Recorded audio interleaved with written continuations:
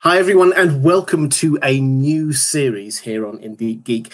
This is a series looking at some of the places and people and groups within A Song of Ice and Fire that have got secrets, things that we know there's something going on, but we're just not sure exactly what. And we're going to start off with one of the places that I know I've spent a lot of my time focusing in on, and a huge amount of other people find it fascinating too, Winterfell. And we have got with us just for this, we're going to talk through it, one of the experts on the castles of Westeros. In fact, such an expert that he's written on the book on it. So Professor Castle, Joe Buckley, welcome. Do you want to just say hi? Hi, how are you? Thanks for having me on again. Honoured to be back, especially for a new series. Very exciting stuff, especially about secrets. The honour is all mine. It's a delight to have you back on. What I thought we would do with this one, when we're talking about Winterfell, I know that you've studied Winterfell yourself. Why don't we start at the beginning? This is a very old castle, so why don't we start at the beginning? And one of the things which is fascinating about Winterfell is that this isn't like, say, the Red Keep, where it was all designed at one time and built as an integrated whole. This is something which has happened over millennia. It's evolved, it's changed, new things have happened. And we know that because the levels are different, you wouldn't have different levels and all the rest of it. What do you think, when we're going right back to the beginning, what do you think the original Winterfell actually looks like?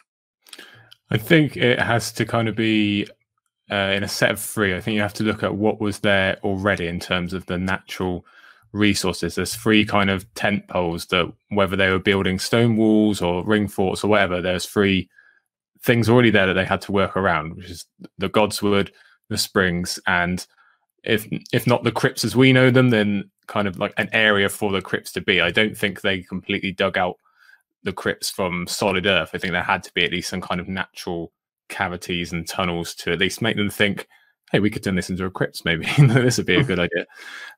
So I think, you've got to ask, what did the Godswood look like? Was that always walled, or did they have kind of a more open grove thing at the beginning and then realize, oh, hang on, this will take over the whole castle, we might need to seal this off a bit?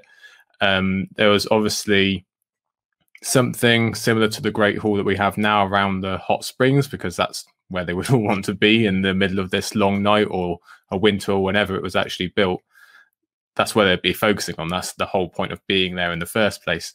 So I think you've got three distinct parts: some buildings up on the springs, something around the Godswood, or at least kind of directed around the Godswood. And we know it's 3 acres now. Doesn't mean it was then. Could have been a lot bigger then, and they might have to shrink it back a little bit and leave the one lone big weirwood, and not access, maybe not even anything really denoting the crypts being there, but definitely they're knowing we can use this later on. It's going to be important. Yeah, absolutely. And I think those bits are together. If you look at Winterfell as we have it today, as it were, those bits, the crypt entrance, the hot springs, and the what is now the Godswood, they're all together. So they're not hugely spread out. This seems to be the original thing that was called Winterfell. Now, this is all, I mean, my take on this is that this is all, the Wolfswood is just off to one side. So my personal take is this is just happens to be a bit of the wood, because they would have sort of cut it back and maybe it was the edge of the wood or something with a weirwood tree. And I think that when they chose, so somebody chose this for a thing, whether they originally intended it to be a castle or not, somebody chose it. And I think, for me, I think you've struck on two really important points in particular, which is the weirwood tree, I think, is central to where Winterfell is at. There has to be a weirwood tree. And the hot springs are also central to where Winterfell is. Those are there.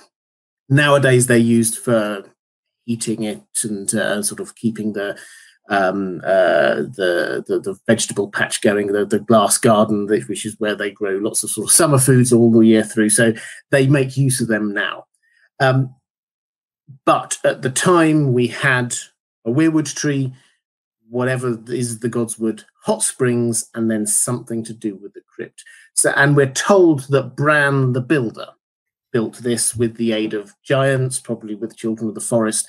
What do you think clearly all of this is legend. What do you think he actually built or had constructed?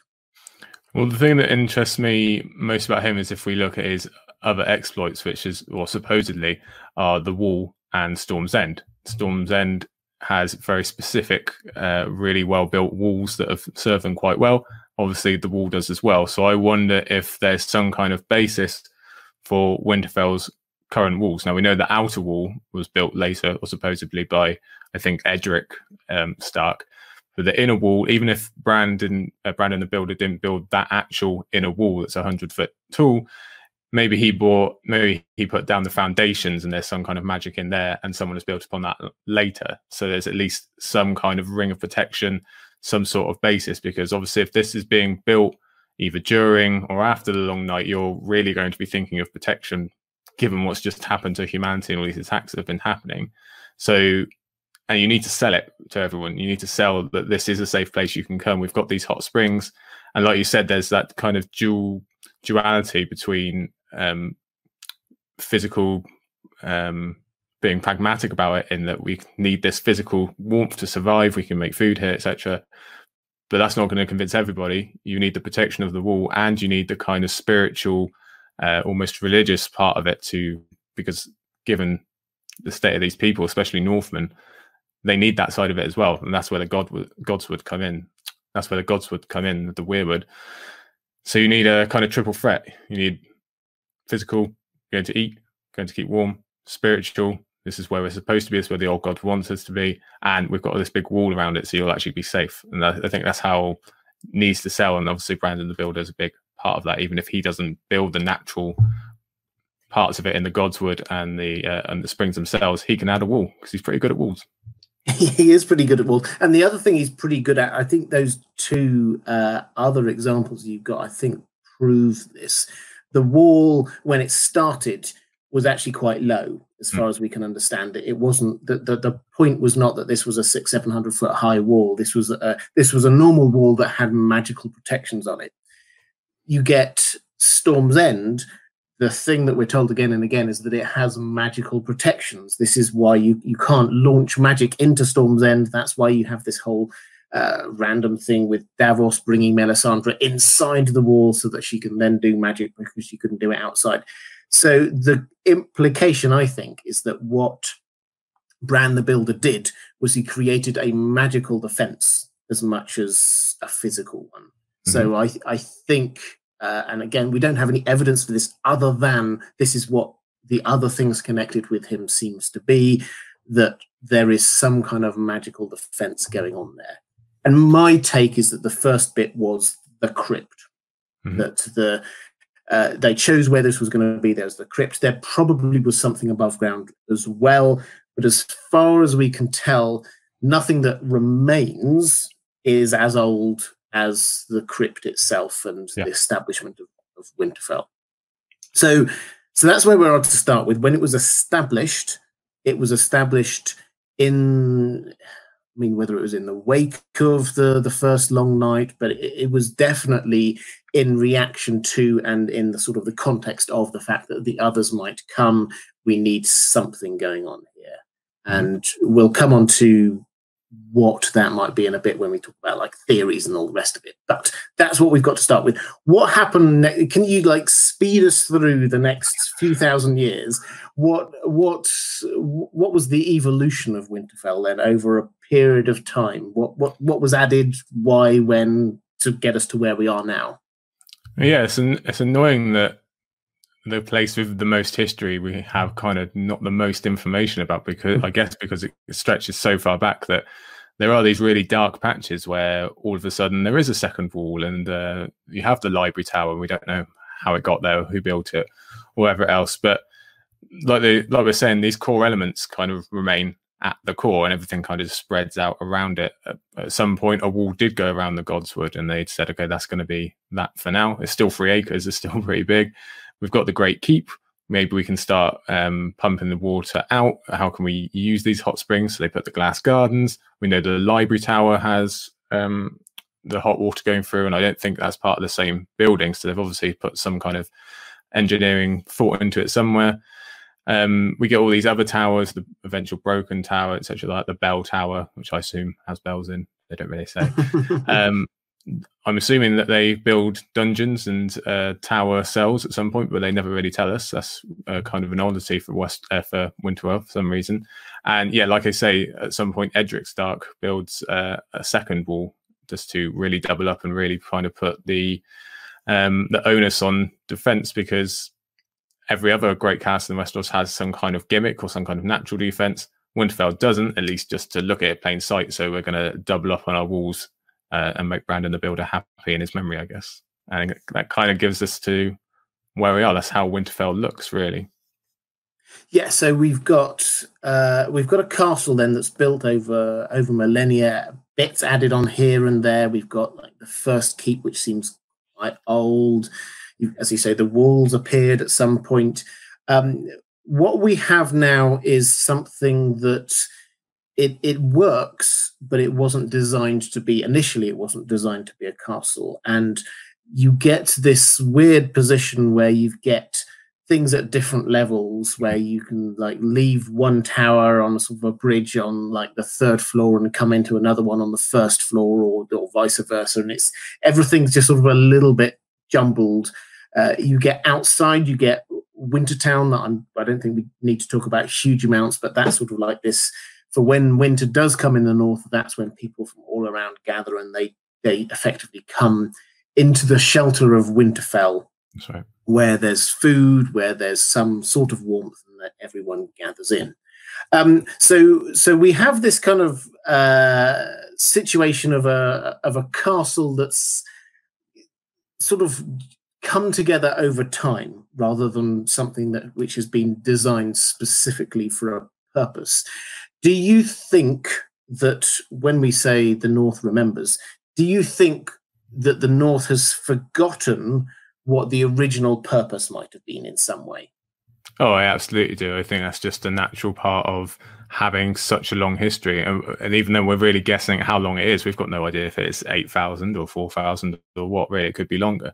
And you only have to look up a little further north to Castle Black, where they've forgotten so much of what their original purpose is, because that's just the passage of time, especially when they have such limited ways of recording information and jotting stuff down.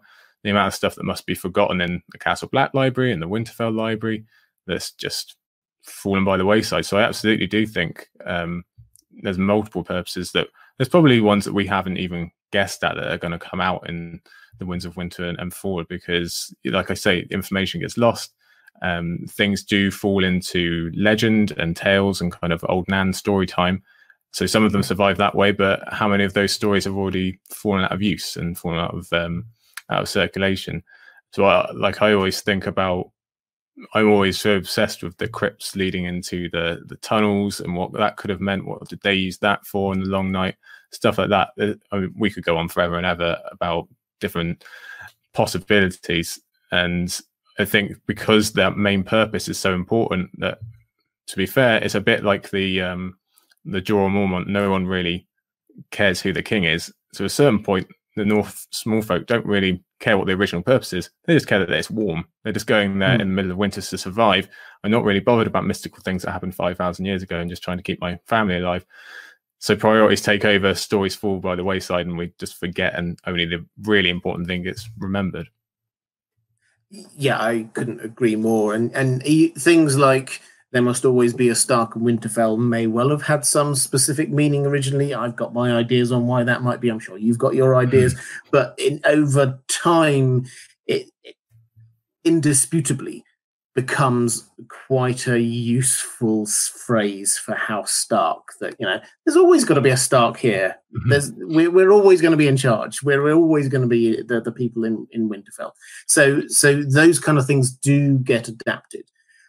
Can I just ask you also, though, about one thing which really strikes me, particularly the early chapters of Book 1 of Game of Thrones, when we get descriptions of Winterfell. Now, one thing I always say with the first few chapters, even the first whole book. This is when George R. R. Martin thought this was going to be a trilogy. So he's threw so much more sort of symbolism and important stuff into there than perhaps he would normally. Later books have got perhaps slightly less symbolism or foreshadowing because he's stretching out a little bit more. But the first bit, there's huge amounts. One of the things that, particularly when you get a Bran chapter and Bran scurrying around, he sort of like thinks about those.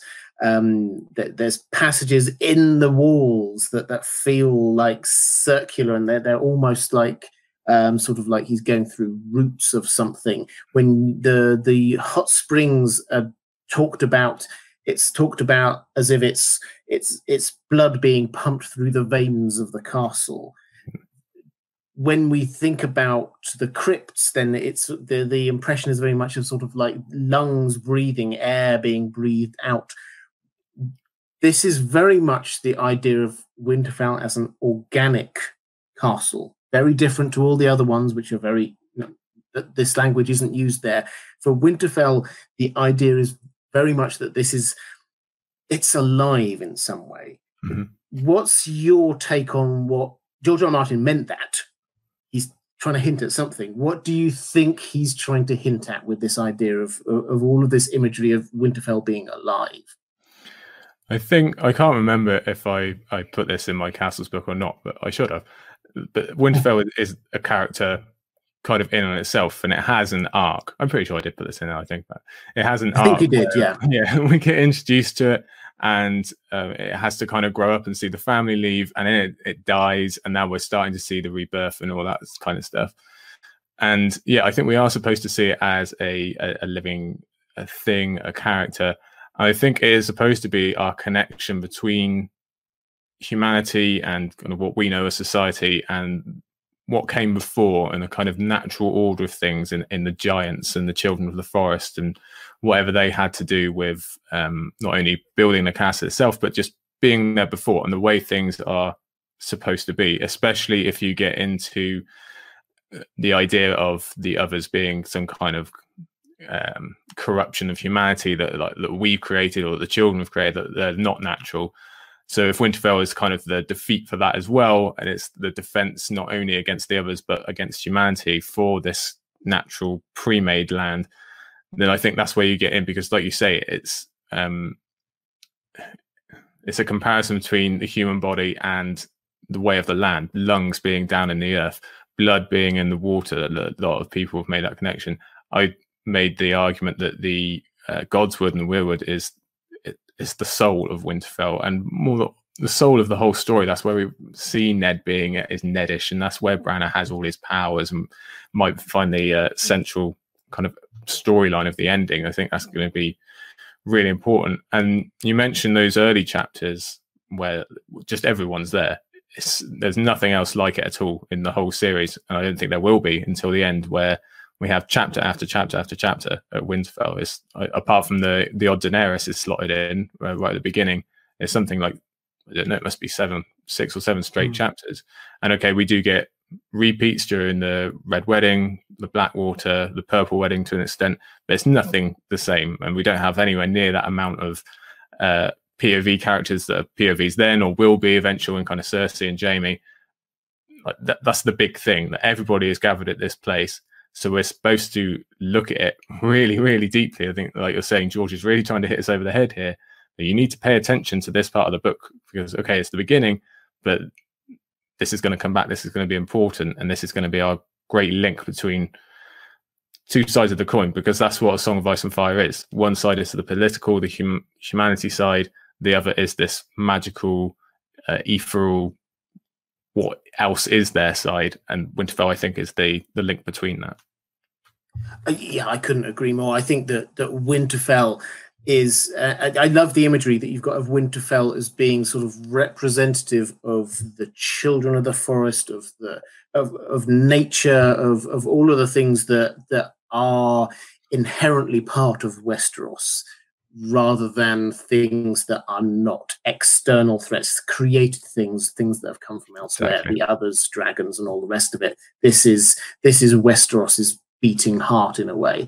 Yeah. I also my own personal headcanon is that you get the The weirwood tree is clearly massive, and what we know is that obviously the roots are going to be all over the place underneath it. And for me, the roots have extended in and around Winterfell and a part of Winterfell, and they are sort of protecting it. And I wonder whether I mentioned those passageways that go around the wall, whether they are roots from the weirwood tree, that they're only like a child can really go through them. So they're not man-made passages for soldiers to work their way around. That it's something Bran can scurry through. And for me, perhaps what we're being shown is this idea that Winterfell is cocooned within the weirwood tree, and the weirwood tree is Winterfell. Yes. And we'll come on to this more in a moment, I'm sure, with the crypts, because the crypts are the heart of so much. It's astonishing, given how close the crypts are to the weirwood tree, that we never hear of any weirwood roots in the crypts. They don't break through. There's nothing like that. It's almost as if the weirwood tree knows that this is important, and they go around the outside. They don't actually break in. So that's just a fascinating one. Just as a complete sort of left field question for you, but something that's come up a couple of times recently on my live streams is this idea that there might be some kind of connection between two castles we've got. One of which, or perhaps even slightly bigger question than this, but between Winterfell and Dragonstone, in that they're both built on some sort of hot springs. There's a lot of gargoyle imagery going on. We obviously know Dragonstone's got lots of dragon gargoyles. Winterfell, the older parts of Winterfell at least, also have lots of gargoyles. We see them in those early chapters too.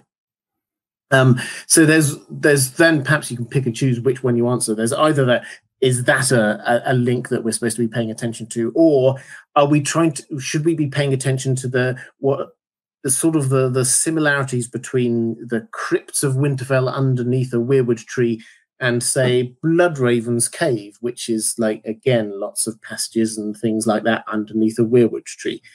Is there something? I think the question here is there another place that George R. R. Martin wants us to be comparing to Winterfell? And if so, what and why? I think there's a lot of easy comparisons to make, especially between Winterfell and Dragonstone, but just because, again, it comes back to the flipping of the coin, that Dragonstone is obviously very, very different to everywhere else. It's not the same. It's built differently. It looks differently. It has fire underneath it. Most castles don't. And Winterfell, in the same, it doesn't look quite as different, but it is built very differently. Like you say, it's uneven and everything else. And it does have gargoyles for some reason that we don't know about. Nowhere else does. It's just those two places, I think, as far as we know. And it also has some kind of earthly, again, natural power. It's that nature thing again, that we're kind of just borrowing these things. This is just man-made structures on top of something that was here before, that has all this power that we don't really know about, but is obviously being harnessed in some way. Same way we don't really know how Dragonstone is quite used. It's obviously got something to do with the dragons and Targaryen powers, etc. The Starks, in the same way, they're not making dragons, but they do seem to draw some kind of inner strength from Winterfell. And the analogy kind of breaks down because there's also heat under Winterfell, the same as Dragonstone, whereas if it was going to be straightforward, it would be ice. But you see what I'm saying, and that yeah, there's definitely very comparisons. And I do think you're supposed to see kind of two links to the kind of end of not the end of the world, but given where they are, kind of straight line, it is right down there. So it is kind of two ends of Westeros. You are kind of bookending it, but I think you can go the other way as well. Again, I keep coming back to these tunnels and the possibility they go to the wall. I've always wondered if they kind of link to the Night Fort, because the Night Fort is the first castle on the wall. So if you're building Winterfell for the purpose of something against the Long Night, and you're building the Night Fort against something for the Long Night, it might be a good idea to have those two protected if they need to help each other out. And especially if a lot of people hypothesize that those tunnels go under the wall and come out kind of Gorn's way, where Jon and Ygritte were, which isn't too near the Night Fort, but still the Black Gate is down beneath the Night Fort. So that would make sense if there are all these different intersecting ways down there. So I always think about that but yeah, looking at what we're supposed to compare Winterfell to, I definitely think Dragonstone is 2, just because it is a Song of Ice and Fire, so it makes sense to have one of each kind of at each end of the continent.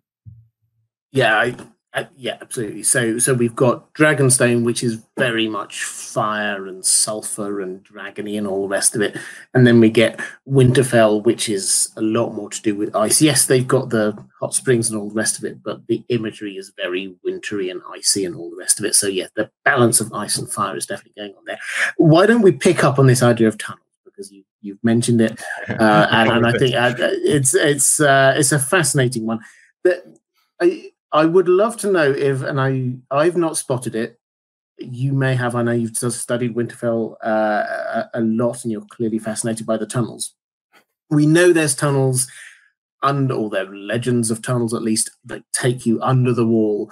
We know that there is at least that one tunnel in the Night Fort that you were talking about, which is very much connected to weirwood trees and all the rest of it. We know that underneath Winterfell is hollow, and we can't really emphasize enough that the crypts are massive. They're bigger than the Great Hall. This isn't just like a small little crypt you might imagine. This is huge. This is bigger under the ground than it is over the ground.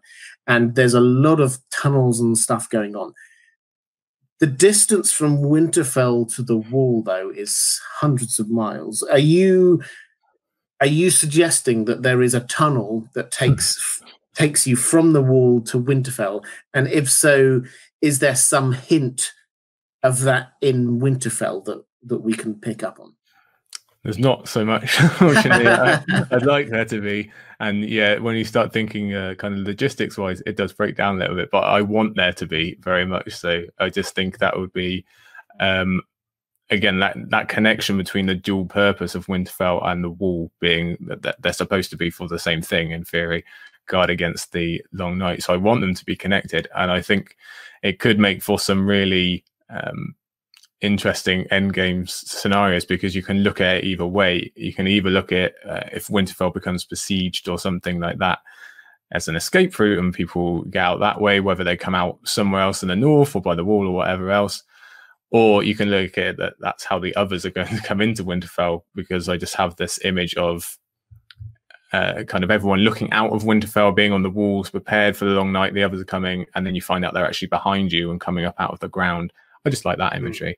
I do keep faith with the idea that you can get from Winterfell to the wall, just because if anyone's read the Wheel of Time, it's been a while for me, but just stuff like, I think it's called the Ways, I can't remember if that's correct or not, but kind of like these shortcuts that are kind of there but not really there, and it all gets a bit mystical, but stuff like that kind of just pervades in my mind. And that chapter with Jon and Ygritte where they're discussing Gorn's Way is such a good chapter anyway, but especially because Jon's there and he's the man between the wall and Winterfell as well, so that kind of stacks up for me.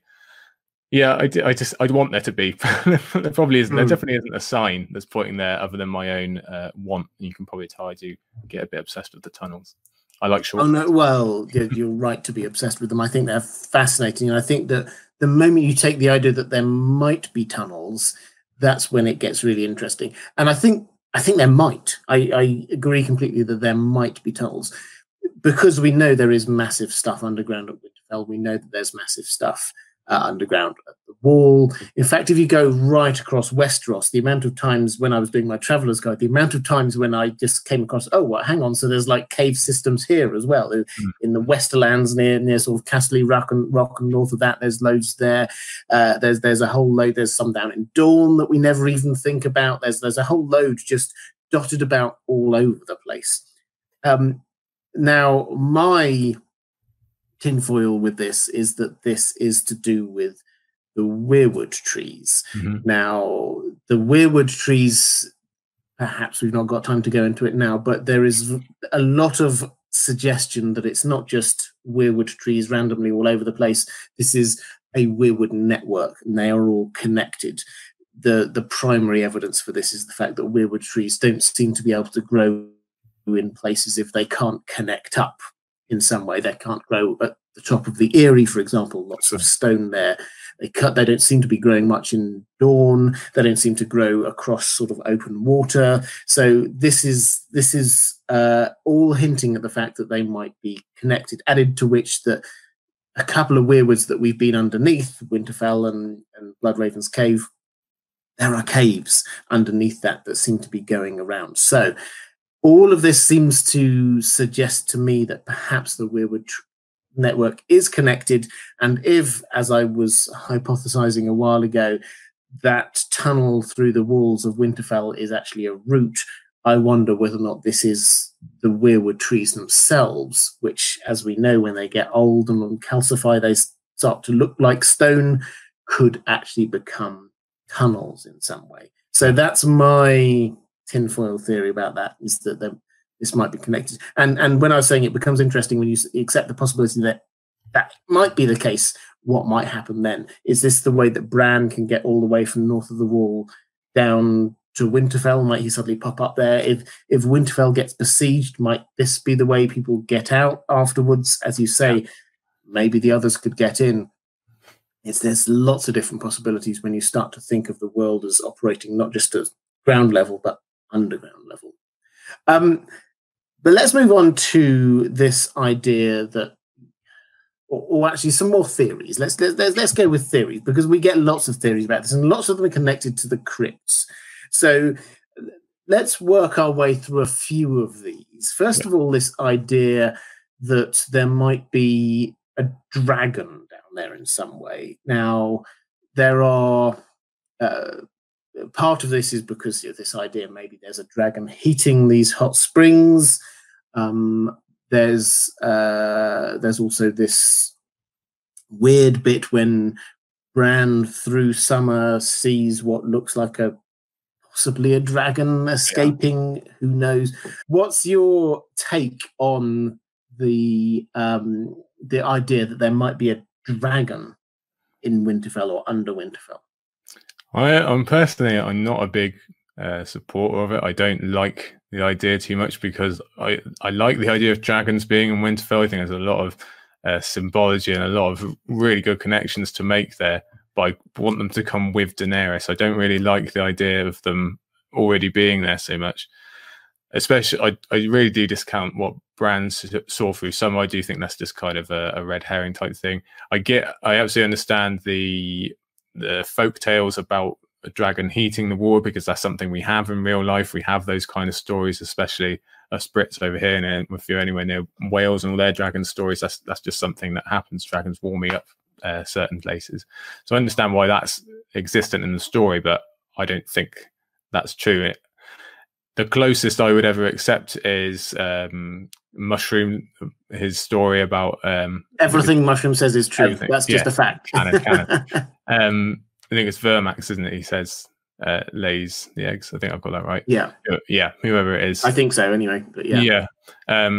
That would be if I have to accept one, I'd accept that one first, because it's a bit more recent. I don't think we've kind of got like ancient 1,000-year-old stone dragons beneath. I tend to lean more on the symbolic side. And like I said, I really do want dragons to be there. I really want to see them there, what they make of it, what they make of the springs, and going further north. But I want them with Daenerys, because I specifically want to see Daenerys in Winterfell.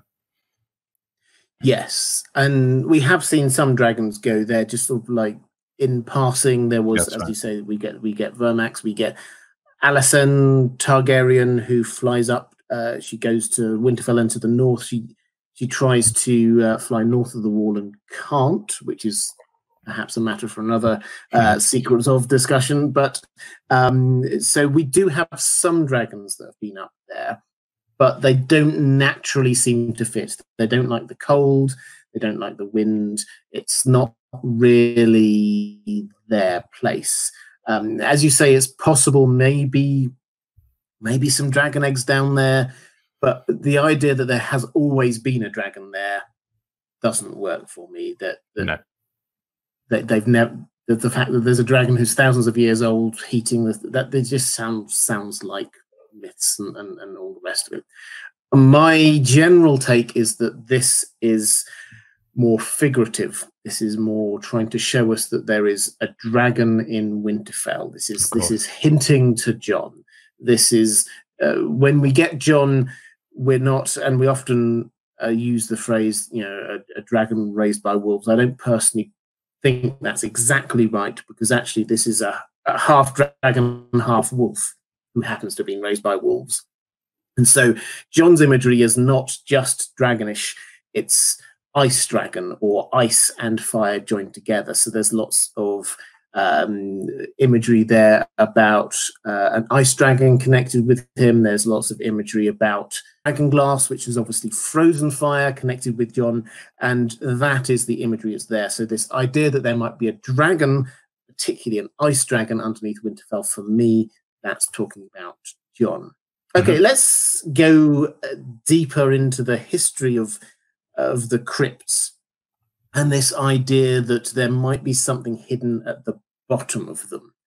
Now, what we've got is the crypts go down several layers. We don't know exactly how many layers, but we know that the oldest bits of the crypts are at the bottom. Yeah. And at the very bottom, there's a bit that's impassable. You can't get to the very, very, very oldest bit.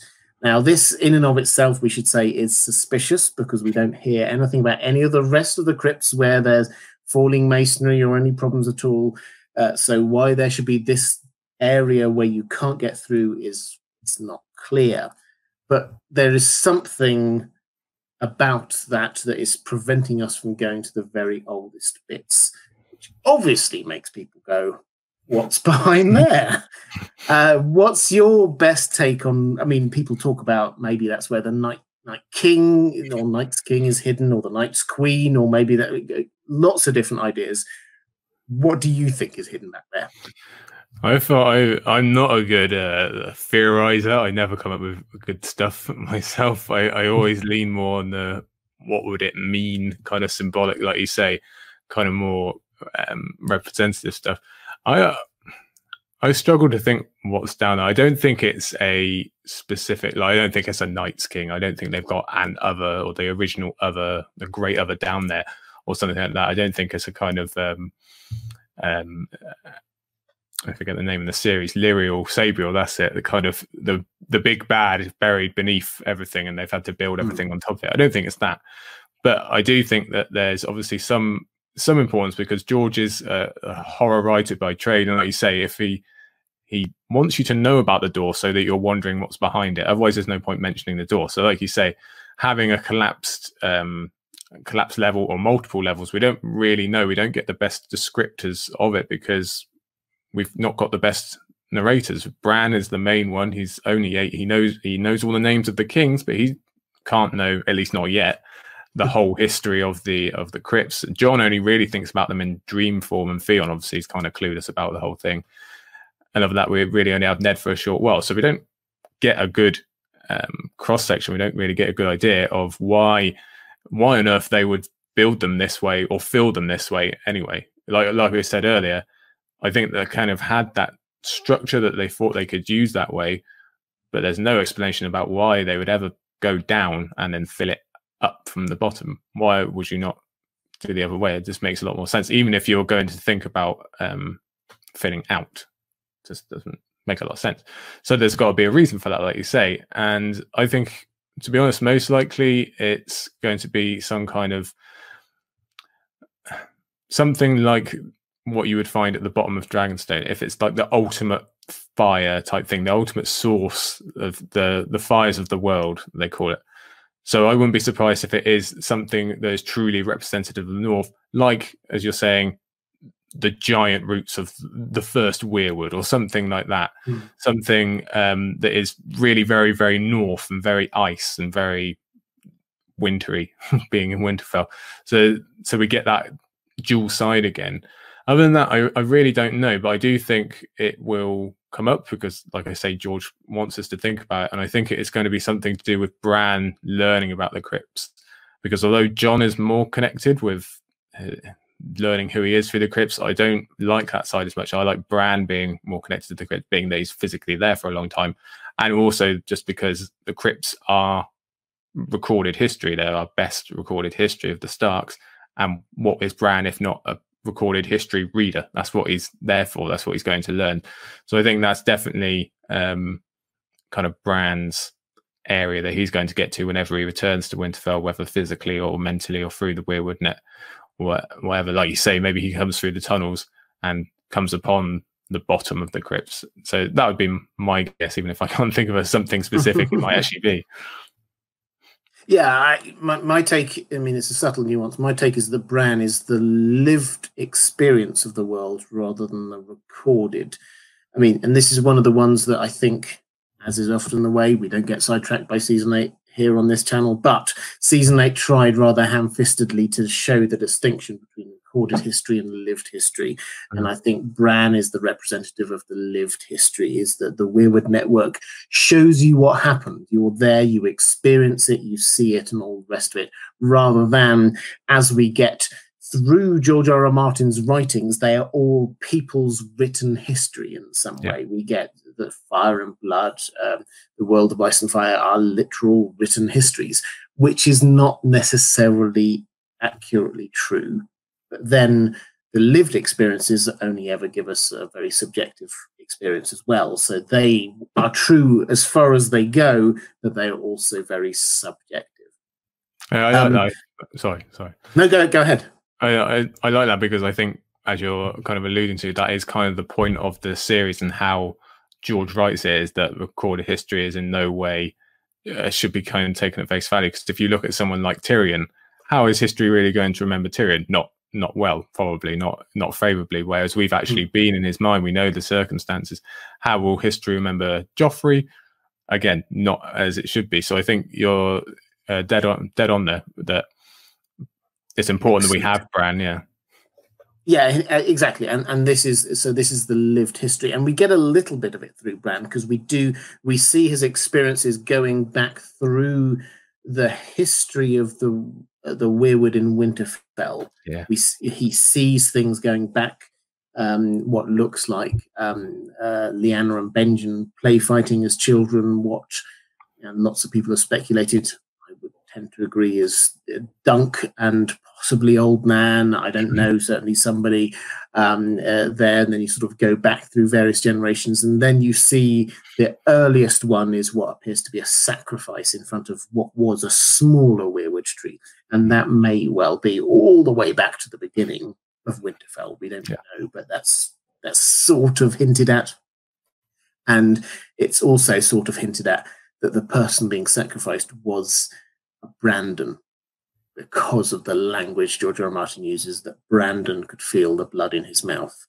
And that Bran is never generally spoken of as Brandon, but the imagery is there. Anyway, so this is all a digression away from the very bottom of Winterfell crypts. My take on this, I talked to you very briefly through my working theory. As I don't tend to like the word theory. I prefer sort of working hypothesis on the basis of the information we have. What's the best idea we have? Happy to change this if more comes along. Is that Winterfell crypts are this bank of Starks that is being built up over centuries to protect the North. That they are going to be called on at some point to protect the North. That seems to make sense to me. The idea there must always be a Stark in Winterfell. You always have to bury the Starks.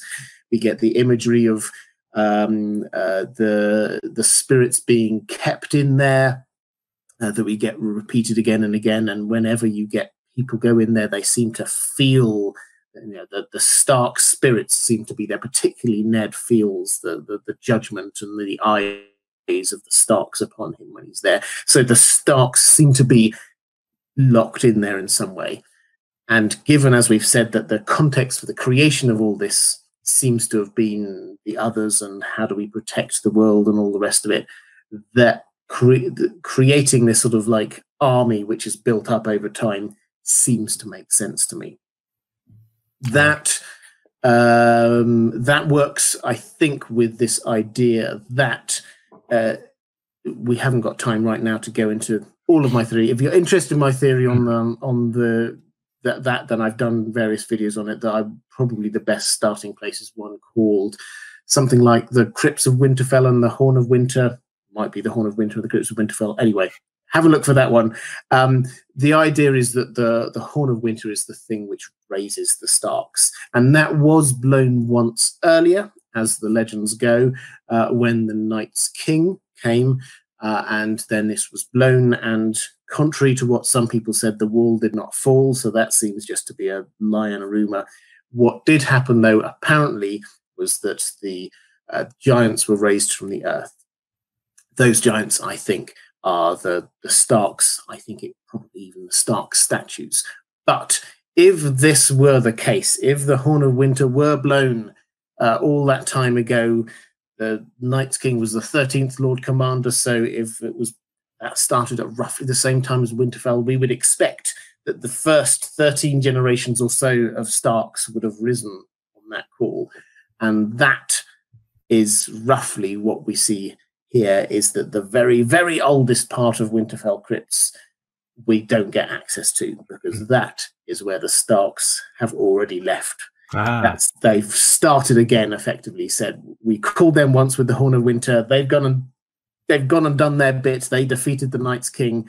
Now we wall this bit up and we start again for whenever we next need it. So that's my theory. I like it. I know this is new to you, but as a general theory, what do you think? I love it. I think there's a lot of symbology you can put into that. There's a lot of talk of stone warriors of some sort.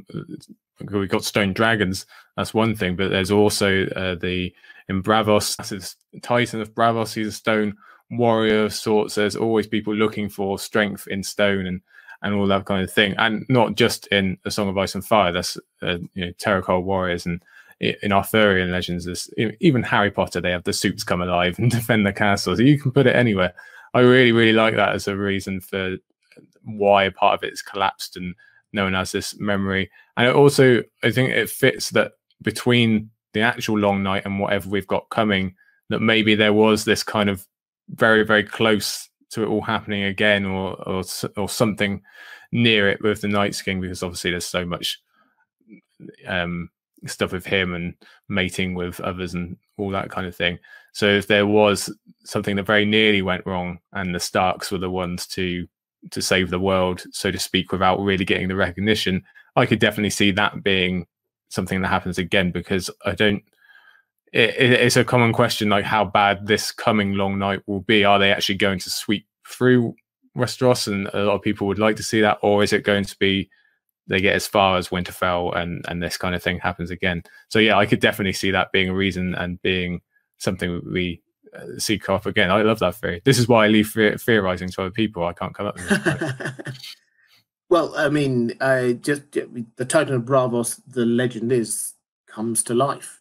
Exactly. Like Stone Titan comes to life, and we have the stone men who are statues coming to life. The imagery is there. We get the Azor Ahai prophecies about the stone dragons coming to life. The imagery of stone statues coming to life is all over the place. For me, that has to lead to something.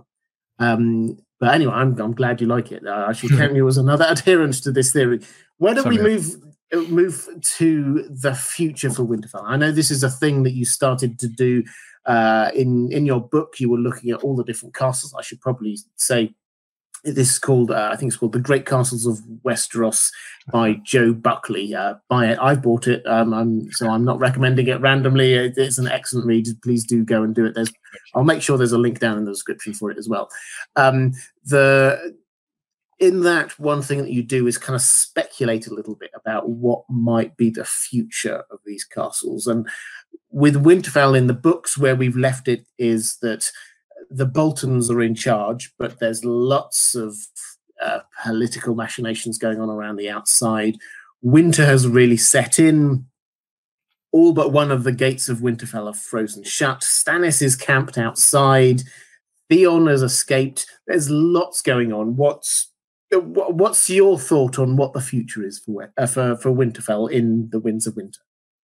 Yeah, I found writing all the future sections pretty hard, because, like I said, I'm not really a theorizer, and I do have to kind of look at the symbolic side more of it, but it is enjoyable. but that future section of Winterfell is longer than some of the other chapters for the whole castle, just because there's so much to consider. Like you say, even just looking at the Battle of Ice, if that's what we're going to call it, there's so much to think about. So many different factions, and the amount of people there. No, it's not like what we had at the beginning in terms of POVs, but just the sheer amount of people on different sides and secret sides, and who knows who's coming next and all this kind of thing, with winter coming down on top of you. So I looked at a lot of several different battles that have to happen. There's the Freys going towards Stannis. There's the Manderleys versus the Freys. Then Ramsay is out riding around with, I think it's 600 men. Who knows what he's going to do. But eventually, I believe that Stannis will win, and there's some really good theories that are definitely not mine about how that will be achieved. Brynden Beefish has some, obviously, because he's a very good guy to ask about battles and stuff like that.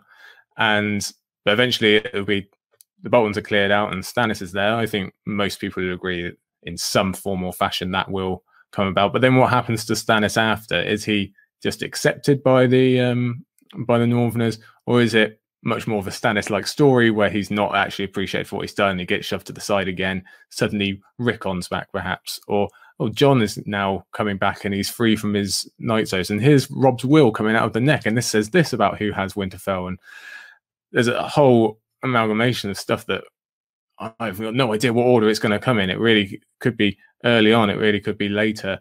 But I think the point is of Winterfell is you can argue almost any character in the series has a reason to eventually head there. It is the great magnet that everyone is going to be going towards, and there's plenty of stuff still to happen down south, even still in Essos for Daenerys still, sorry. But eventually, for the most part, people are going to be gravitating towards Winterfell because that's where the big show is going to go down. What I would try and go through after doing all this battle stuff in the book is look at the individual Stark children, and not even so much Rickon, because we really don't know Rickon. We've not got his POV and we haven't seen him for 3 books now. So we don't know what he's going to come back like, who he's going with. Is it Davos? Is it Manderleys? We don't know. So I try and leave him out of it slightly and look at the people we do know in Bran, Arya, Sansa, and Jon, and their where it fit in their arc coming back and why they have different reasons. Obviously, we've talked about Jon and Bran a lot because they have been in the north, so they're more connected to Winterfell, but there's still plenty of stuff to talk about why Arya is coming back and why Sansa would come back, what role she would have to play. And just because she doesn't have much of a magical element to her storyline is no reason to brush her off, because like we said at the beginning, Winterfell is not a pure magical place. It's not the House of the Undying, even though it's like you said, with all those passages and secret crannies, it kind of does sound like it sometimes, but it's not. It is a place where pragmatism and magical stuff combine. So you need a Sansa, even if she doesn't have a lady, even if she's not got the eerie side of it. You need a person like Sansa to kind of rule, in the same way that you need Bran to come and do all that kind of thing. So that's what I look at it as, is that all these people are coming back. You can even make an argument for Lady Stoneheart going there. Not many people are fans of that, but you can make the argument still. There is always arguments. And of course, the one that I get really obsessed about is Daenerys going. I really want to see Daenerys there, combined with all these Starks, where we get ice and fire all together, even though we've got it in Jon. And then I could go on for, we could do that for another hour about how these people will knock around off each other. And like I said, it's just another bookend, because we had that at the beginning of all these different sides mashed up together. We're going to have them again, but now with a bigger purpose. I've probably not put that in the most straightforward way, but that's because there's so much to think about. There's just too much. There is, and there are so many things I could pick up on there. Lady Stoneheart, let's talk about her later. I think there's a whole other issue there that we need to talk about with Lady Stoneheart. But can we do just to pick on a couple here? Yeah, go. The first is Stannis. Now, my general take is I can't see Stannis surviving to the end of all of this. I think that just complicates things too much with the Iron Throne and all the rest of it. I can't see him surviving, and he's never going to compromise. That's not in his character. So I don't think he's going to survive to the end. But also, I can't see him dying straight away. So somewhere between now and the end, he has to die.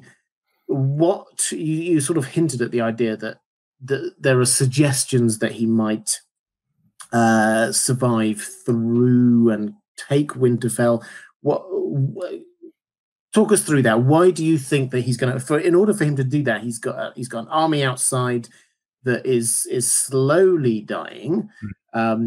He will have to move quickly and take Winterfell quickly. How do you see that happening? Why do you think? Is there any kind of foreshadowing for him taking Winterfell? How do you think that works? I think, well, there's a lot of really good theories out there to read or listen to. First off, I wouldn't want to take credit for anything, but there's a lot of different ones. There's the night lamp theory for the Freys going into the frozen lake, and there's the theory that Stannis is putting about the rumor that he's dead or dying or captured or something, because he says to, I can't remember who goes with Jane Poole now from the Winds of Winter preview, but whoever that is, he says, oh, you might hear that I've died, because some people think that's the plan. He's going to use trickery for the first time and kind of go away from his more straightforward approach because he needs to. I think the foreshadowing of it is that Stannis and his bunch of people, because there's a lot of different factions in there as well, they're kind of refugees at this point. They've not got a place. They're just in the middle of the wilderness. So what is Winterfell supposed to be but a safety point for those kind of people? So I think it'd make a lot of sense if Stannis is the latest in that, of people struggling against the elements that need a safe place and to be victorious. And the actual ins and outs of doing that, like I say, there's some really good theories out there that I wouldn't want to steal from. But I think firstly getting the phrase out of the way, just because I like that idea. You have to, don't you? I want to see frozen phrase mainly.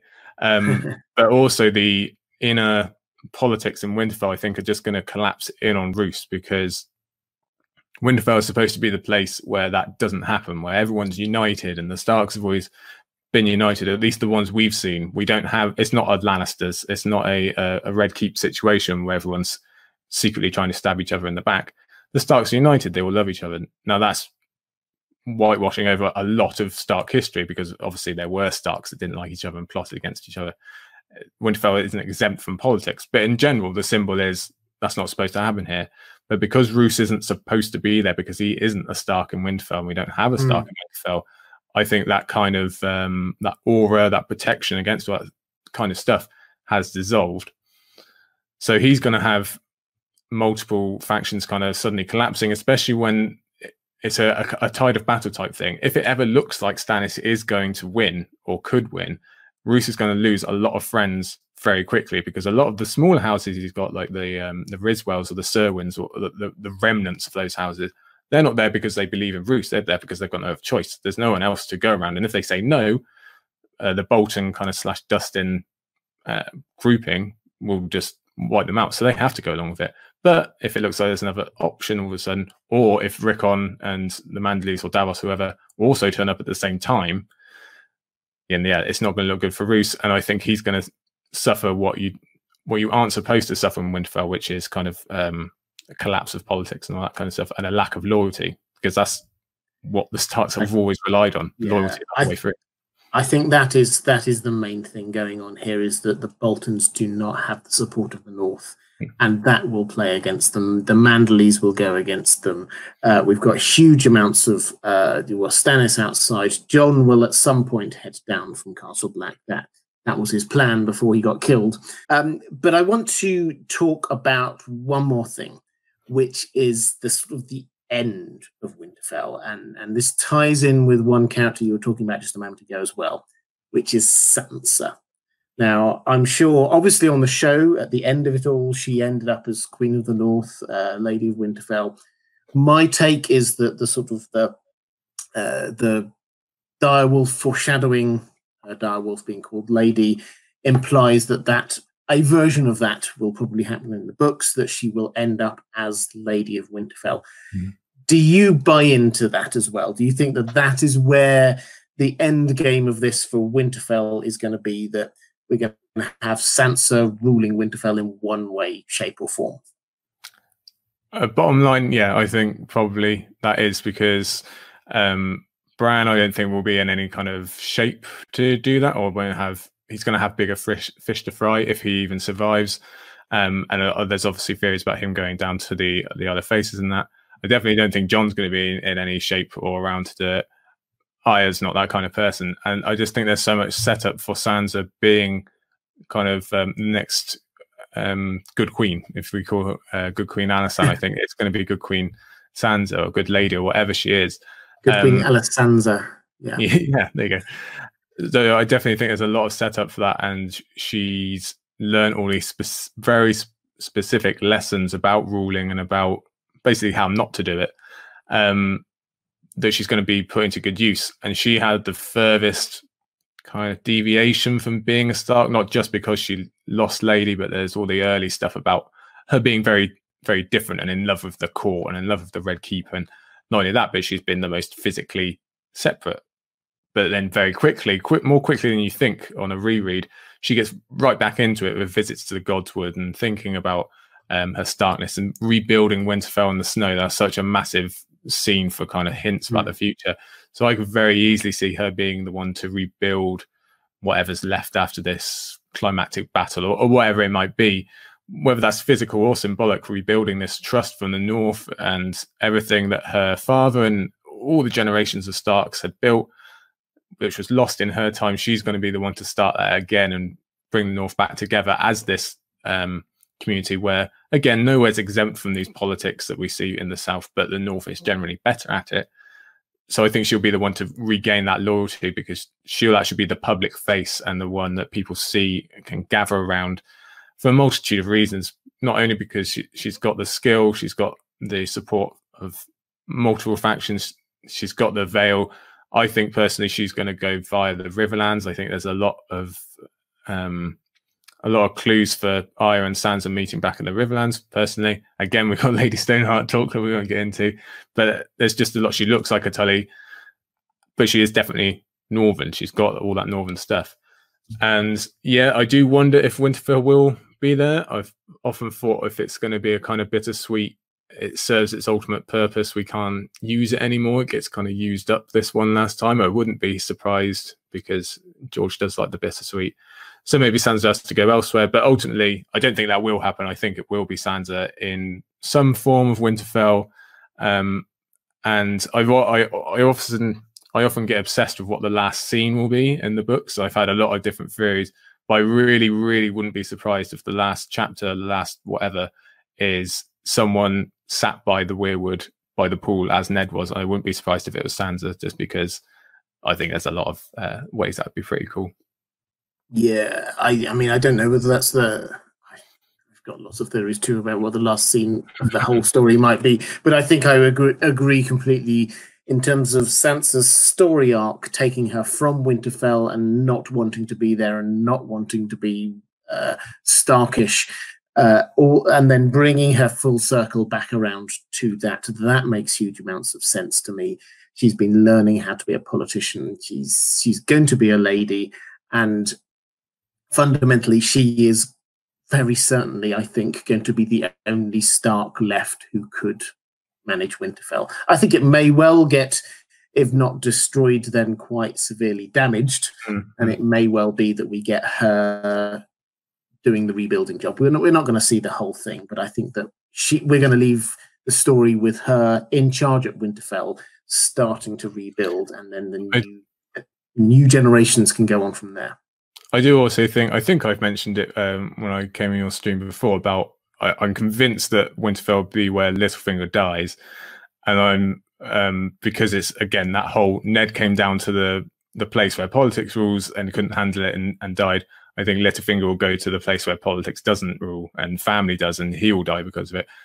And I, like most other people, think Sansa's going to have a massive hand in that. So I wouldn't be surprised if that's her big thing, is that she ultimately saves Winterfell from its last danger, save the others, obviously, and save the actual end game.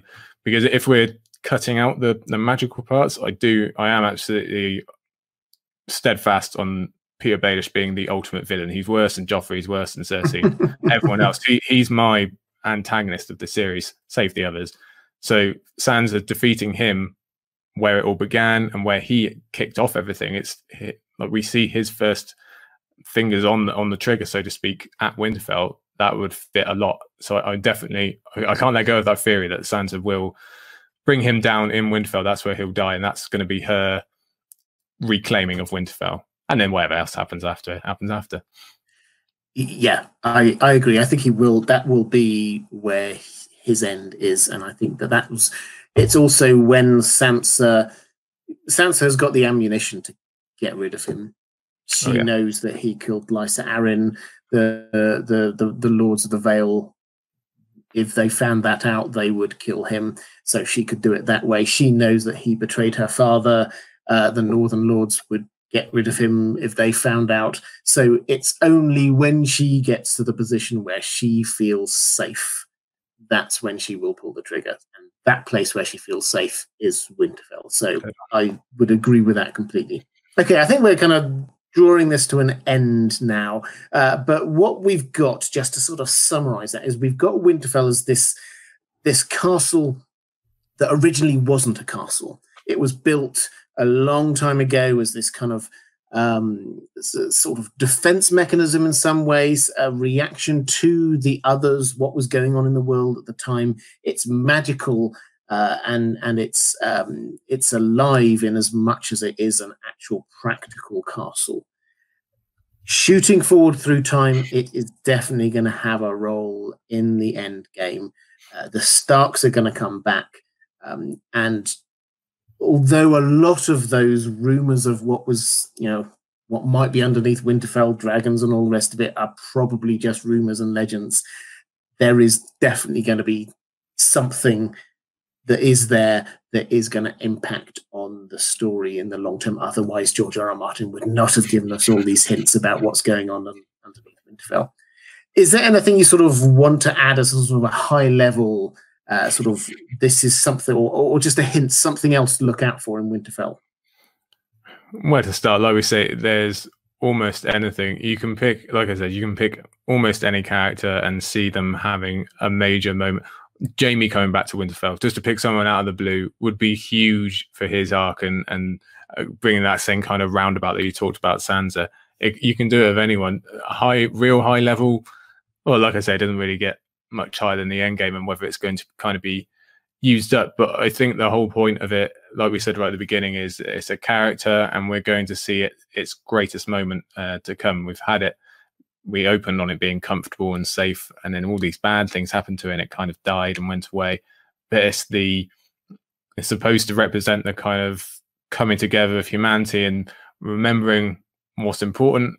We figure that everyone's going to eventually click that, oh no, we should be looking at the others. They are the most important. And Winterfell is supposed to represent that, in that everyone's going to forget the Iron Throne and money and power and politics, and actually do what they're supposed to.